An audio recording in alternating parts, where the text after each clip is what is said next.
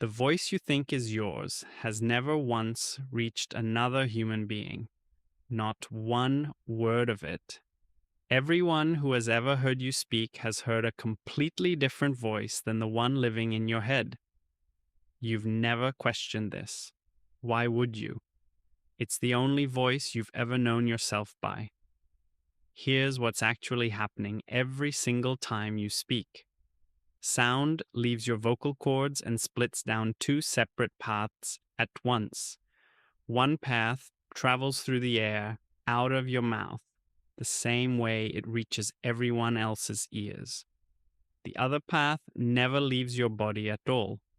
It travels straight through the bones of your skull, through the mastoid bone tucked right behind your ear, directly into your inner ear, skipping the outside world entirely. That second path is the one nobody else gets access to, ever.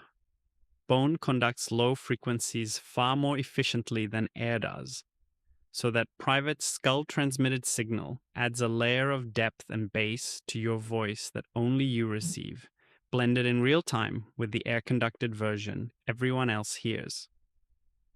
You've been listening to a mixed track your entire life, a duet between two signals, and one of those two singers only performs for an audience of one. A microphone can't hear through bone. It only picks up the air-conducted half, the exact same half that's reaching every other person you've ever talked to. So when you play back a recording, you're not hearing a distorted version of your voice. You're hearing, for the first time, the actual unfiltered signal that's been leaving your mouth this entire time. Here's the twist. The recording was never the wrong one. Yours was. Every conversation you've ever had, every voicemail you've left, every word you've spoken out loud since childhood, other people have been hearing the accurate version the entire time. You're the only person on earth who's never once heard your own real voice, until a microphone forces you to. That alone would be strange enough. But there's a second layer to this that's arguably weirder than the acoustics. Researchers have a specific name for the flinch reaction people have to hearing their recorded voice confrontation. Not just mild surprise, a documented psychological response, because your brain doesn't only track pitch and tone, it treats your voice as part of your identity. When the sound coming back doesn't match the internal signal, it's built an entire self-image around. Your brain doesn't file it as slightly different audio.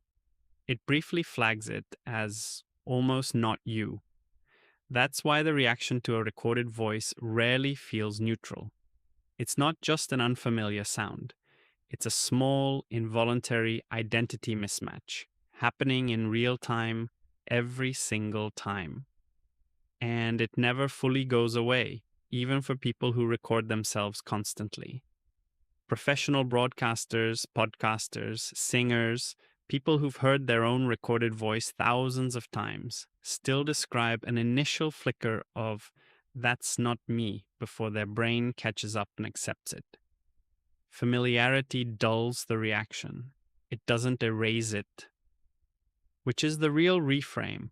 The voice in your head was never a more honest version of you. It was a private mix nobody else was ever invited to hear, quietly playing behind everything you've ever said out loud. You just hit play and hear someone else's voice. That's the version with all the biology taken out.